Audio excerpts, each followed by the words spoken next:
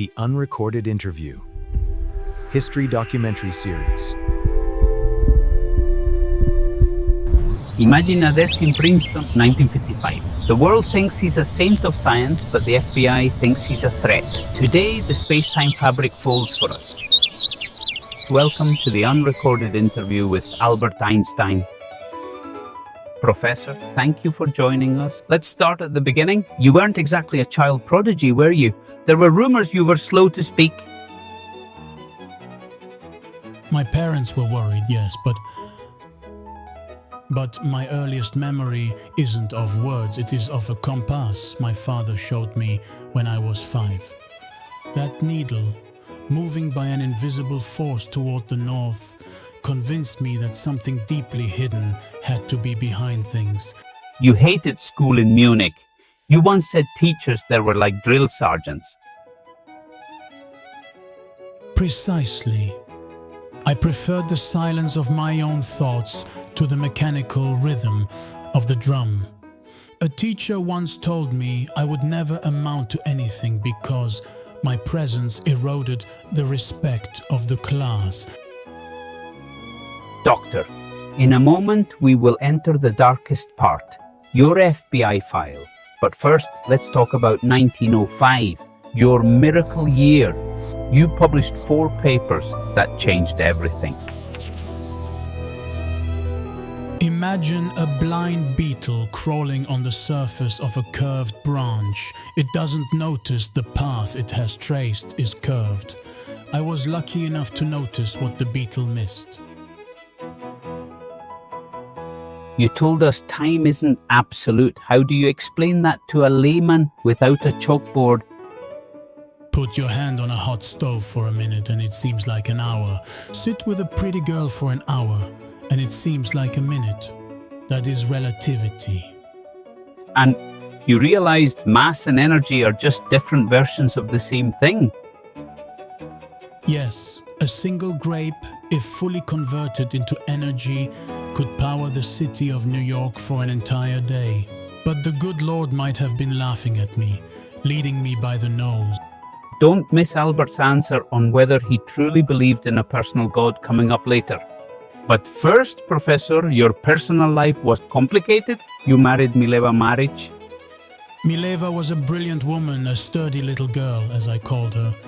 We shared sausages and science, but I was a difficult man to live with. I treated her like an employee I couldn't fire.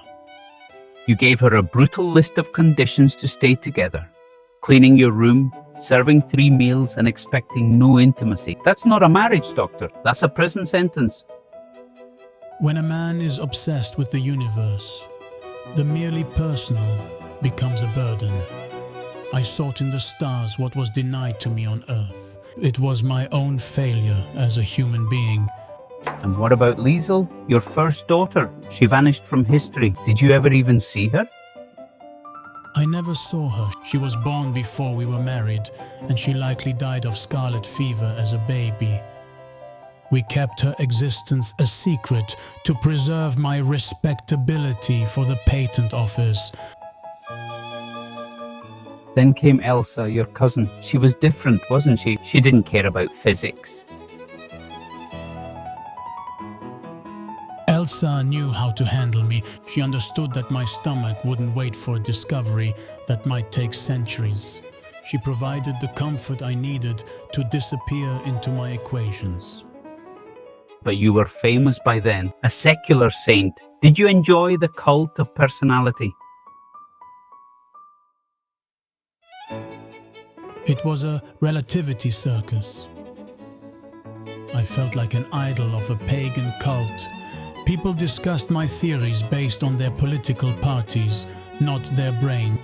Stay tuned, because Einstein is about to address his biggest blunder, the one that predicted a static universe that didn't exist. Added a cosmological constant to your equations to keep the universe from collapsing or expanding. Then Hubble proved you wrong. Yes, my biggest blunder. I wanted a stable, static universe, but nature had other plans. It shows that even a scientist is a mimosa when he makes a mistake. Now let's talk about the bomb. The world calls you the father of the atomic age. Do you accept that title? I am not the father of the bomb. My work was purely theoretical. My only contribution was a signature on a letter to President Roosevelt. But you urged him to build it. You told him a single bomb could destroy a whole port. I was driven by fear. We believed the Germans were close to succeeding. If I had known they would fail, I would never have lifted a finger. You were at Saranac Lake when you heard about Hiroshima. What did you say? Oh, way. Alas, my equation was floating in the mushroom cloud. Science, which seemed so innocent, had become a nightmare. You spent the rest of your life fighting for global peace, yet J. Edgar Hoover was watching you? They thought I was a threat because I believed in socialism and global government. To Hoover, an independent mind is a dangerous mind. Your file was 427 pages long. They suspected you were a Soviet spy. If they had spent that much time studying my equations, they might have learned something useful about the universe instead of my laundry list. Coming up next, Einstein's battle against quantum mechanics. Why did he hate dice so much? You famously said God does not play dice with the universe. Why couldn't you accept the randomness of the quantum world? Because I believe in an objective reality. I find it enormously unpleasant that laws should exist that force God to throw dice in every individual case. Niels Bohr told you to stop telling God what to do. Bohr and I were dear friends, but we lived in different universes. He accepted the chaos. I spent 30 years looking for a unified field theory to restore order. You never found it. You were working on it even on your deathbed. Our equations are for eternity, while politics is only for the present. I would rather fail at the eternal than succeed at the trivial. Let's talk about the future. If you were here today, what would you think of artificial intelligence? Perfection of means and confusion of goals seem to characterize our age. If the machine becomes the master of the mind, we have failed. Science is a powerful instrument, but it depends on the man who holds the knife. You were offered the presidency of Israel. Why did you say no? I lack the experience to deal with people. My relationship with the Jewish people is my strongest human bond, but I am an Einsteiner, a man who goes by himself. Professor, do you believe in a personal God who listens to prayers? I believe in Spinoza's God, who reveals himself in the orderly harmony of what exists. I do not believe in a God who concerns himself with the fates and actions. You once said that if you could live again, you'd be a plumber. In this era of McCarthyism and persecution, a man of manual labor has more freedom than an intellectual. At least a plumber doesn't have to explain his political creed to a committee. Your last words were, "Here I have finished my task." What was that task? To look into the cards of the old one, to try to understand the harmony of the universe with limited means. Professor, we see you with that violin case everywhere. Many call it a charming hobby, but I have to ask, was music just an escape from the chalkboard, or was it the actual metronome for your theories on the cosmos?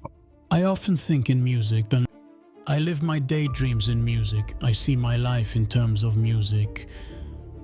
While the violin cannot solve a differential equation, my son Hans Albert used to say that whenever I hit a wall in my work, I would take refuge in music, and that would solve my difficulties. I would improvise on the violin at night and suddenly cry out, "I have it!" as if the harmony of the universe had whispered the answer to me. To me, Mozart's music is so pure that it seems to have always been present in the cosmos, waiting to be discovered, just like the laws of physics. Professor, you've mentioned your love for the violin, but you're quite selective. You seem to adore Mozart while treating other giants like Beethoven or Wagner with a certain coldness. Why does Mozart hold the key to your soul while others fall short? It is a matter of purity and architectural structure. I began to truly learn music at 13, only after I fell in love with Mozart's sonata.